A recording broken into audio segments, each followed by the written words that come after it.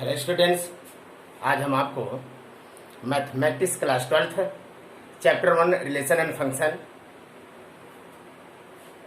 में exercise 1.1 solve कराएंगे।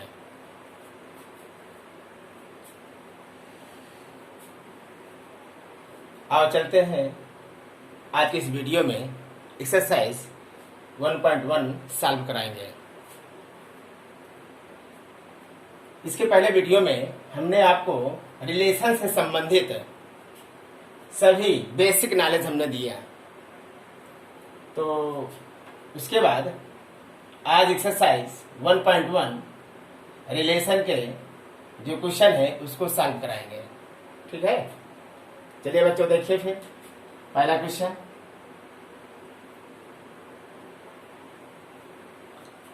पहला क्वेश्चन क्या कह रहा है? Relation R is the set A is equal to 1, 2, 3, dot 13, 14 defined as R is equal to, R का मतलब relation, R is equal to x, y such that 3x minus y is equal to 0। इस question में एक ऐसा sets दिया गया है, मतलब समुच्चय दिया गया है जो इसको हमें डिफाइंड करता है, जिसको हमको डिफाइंड करता है एज एक relation x, y such that 3x minus y is equal to 0। मुझे ये बताना है इसमें कि कौन सा इसमें रिफ्लेक्सिव है और कौन सा सिमेट्रिक है और कौन सा ट्रांजिटिव है। इसमें हमें इस क्वेश्चन में बताना है कि सिमेट्रिक है, रिफ्लेक्सिव है कि ट्रांजिटिव है, ये मुझे डिफाइन करके बताना है।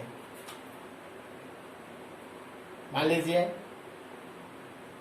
इस क्वेश्चन में a इज इक्वल टू दिया है 1, 2, 3, dot 13, 14 और इस सेट से जो मुझे रिलेशन बिलोंग कर रहा है वो x, y such that 3x minus y is equal to 0 है।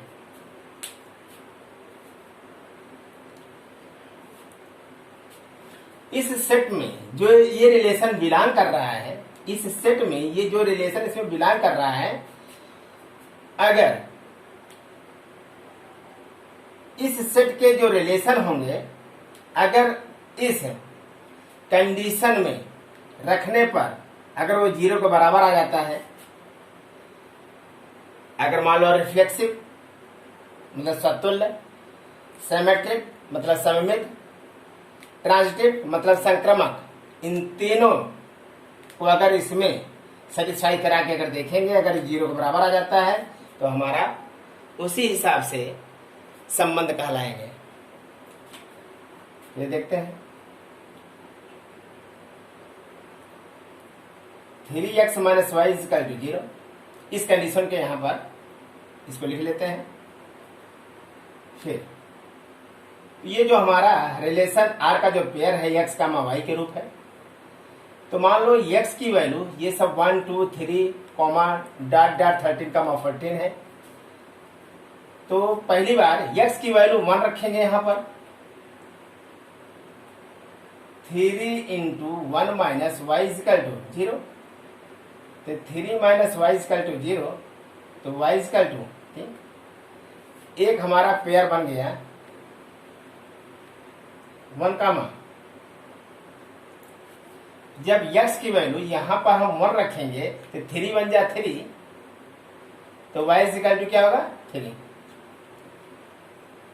जब x की वैल्यू यहां पर 2 रखेंगे तो 2, 3 जा 6, तो y is equal to, x की वैल्यू 3 रखा, नहीं सॉरी, x की वैल्यू 2 रखा, तो y की वैल्यू क्या हो गया 6।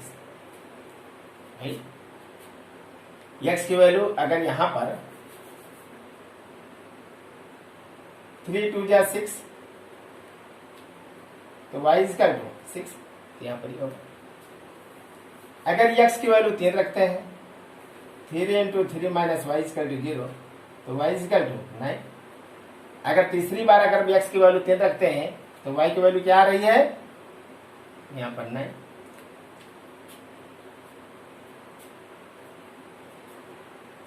इसी तरह नेक्स्ट x की वैल्यू 4 रखते हैं। 3 into 4 minus y equal to 0, तो y इक्वल टू क्या हो गया 12। अगर हम चौथी बार रखते हैं यहाँ पर x की वैल्यू 4 तो y की वैल्यू 12। इसी प्रकार अगर x की वैल्यू 5 रखते हैं, 3 into 5 minus y equal to 0, 5 3 जा 15 माइनस वाई इक्वल टू 0, तो y इक्वल टू 15। अगर x की वैल्यू यहाँ पर हम 5 रखते हैं तो y इक्वल टू क्या हो जाएगा 15 एंड सो ऑन। इसी तरह हम 14 तक रखेंगे। ठीक है, अब इसमें हम ढूंढते हैं पहला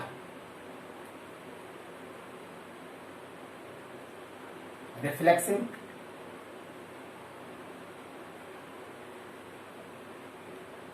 मतलब स्वतुल्य।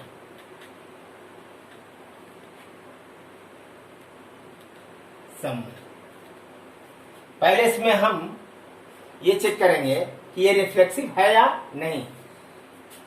तो रिफ्लेक्सिव होने के लिए हम आपको बताए थे जो relation R belongs A comma A का रूप हो, अर्थात 1 कामा 1, 2 कामा 2, 3 कामा 3, इस टाइप को हो। तो क्या इसमें 1 कामा 1 है? नहीं है। 2 कामा 2 है? नहीं है। 3 कामा 3 है? नहीं है। 4 कामा 4 है? नहीं है। तो यहां पर R does not belong 1 comma 1, 2 comma 2, that. यहां पर 1 कामा 1 और 2 comma 2, 3 comma 3 and so on does not belong, मतलब ऐसा कोई संबंध में ऐसा कोई पेयर नहीं है जो इसमें बिलोंग कर रहा हो, इसलिए रिफ्लेक्सिव नहीं है। इसलिए स्वतुल्य संबंध नहीं है, अर्थात रिफ्लेक्सिव रिलेशन नहीं है। दूसरा देखते हैं, दूसरा चेक करते हैं क्या ये सिमेट्रिक है। क्या ये सिमेट्रिक है, मतलब सममित।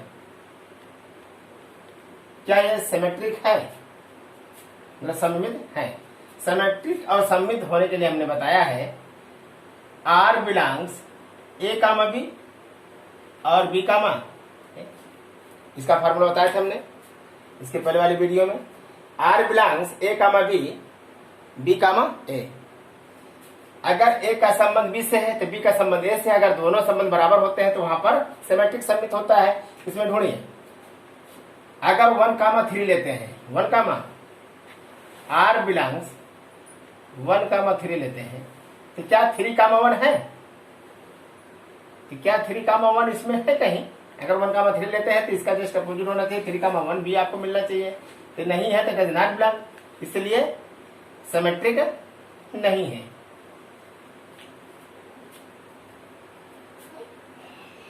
तीसरा देखिए, ट्रांजिटिव। फिर से देखो, तीसरा देखो, तीसरा ट्रांजिटिव, मतलब संक्रमक, संक्रमक संबंध। ट्रांजिटिव रिलेशन मतलब संक्रामक संबंध। और संक्रामक संबंध में हमने आपको बताया था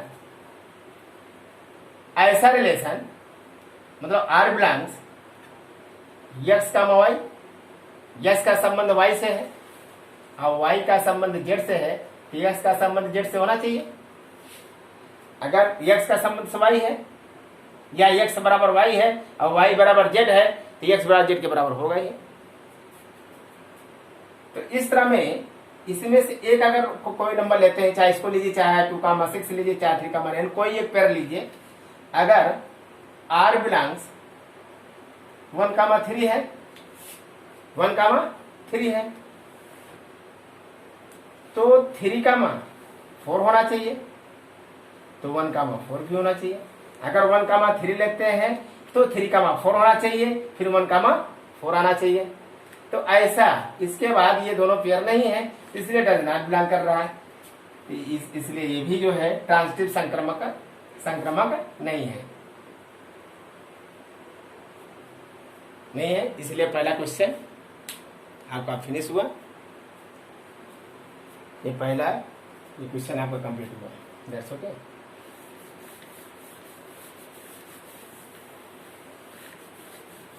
दूसरा क्वेश्चन देखते हैं। दूसरा क्वेश्चन क्या कह रहा है? Relation R in the set natural number of natural numbers defined as R is equal to x का y such that y is equal to x plus 5 and x less than 4।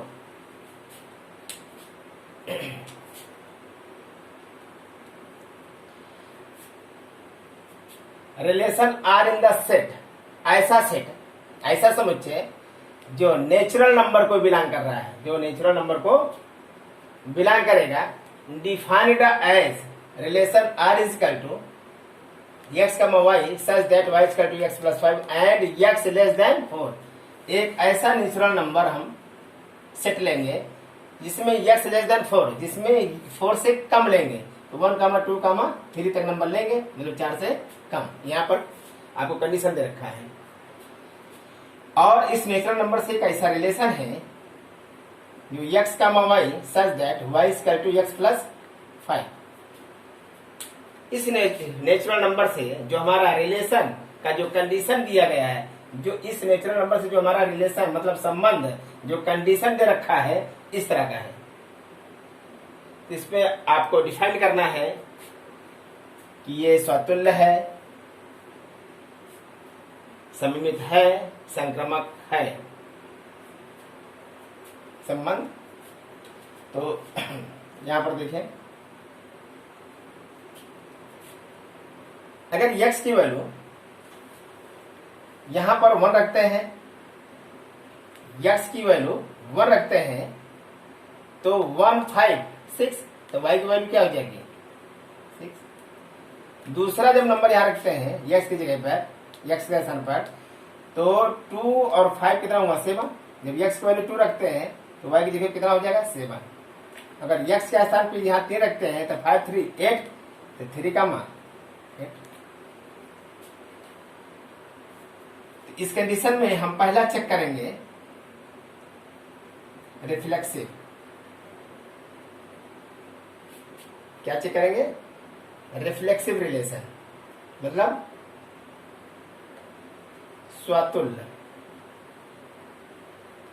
स्वतुल्य संबंध को इसमें हम यहां पर चेक करेंगे।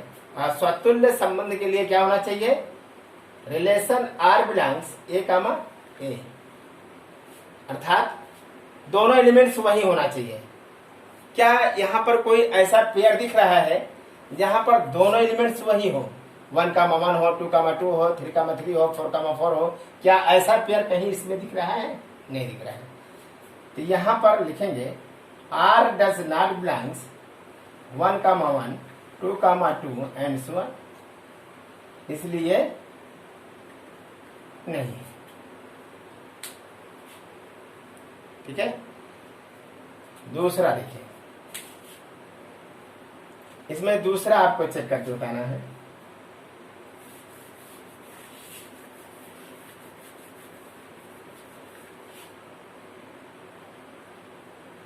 Symmetric,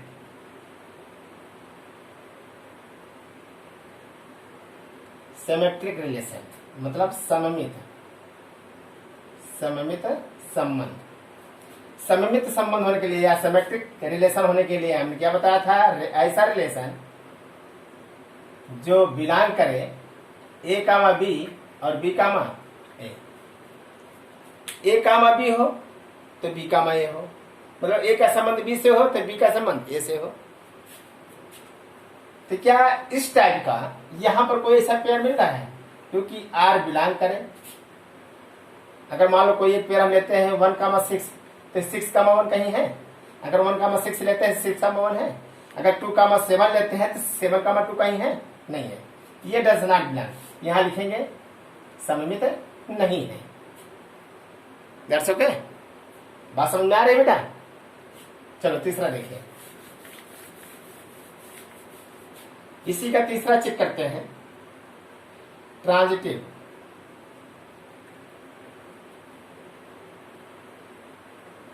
संक्रमण।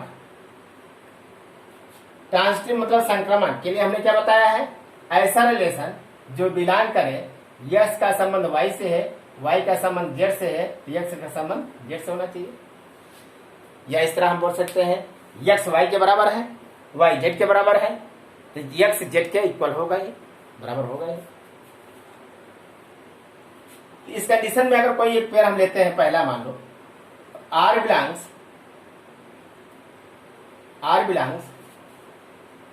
1,6। अगर 1 का संबंध 6 से है या 1 का रिलेशन 6 से है तो 6 का रिलेशन 7 से होना चाहिए, तो 1 का रिलेशन 7 से होना चाहिए। क्या 1,6 के बाद 6,7 है? नहीं है। 1,7 है? नहीं है। इसलिए ये डज नॉट बिलोंग करेगा, ये नहीं है। ये संक्रमक भी नहीं है, मतलब ट्रांजिटिव भी नहीं है। इसलिए पहला क्वेश्चन क्लियर, दूसरा क्वेश्चन क्लियर। ठीक है। अब नेक्स्ट वीडियो में जो क्वेश्चन है दूसरे से हम स्टार्ट करेंगे, और जो 3 और 4 क्वेश्चन है और 5 जो है सेम इसी तरह है, उसको सॉल्व करिए आप लोग। और नेक्स्ट वीडियो में हम दूसरे क्वेश्चन से स्टार्ट करेंगे। थैंक्स।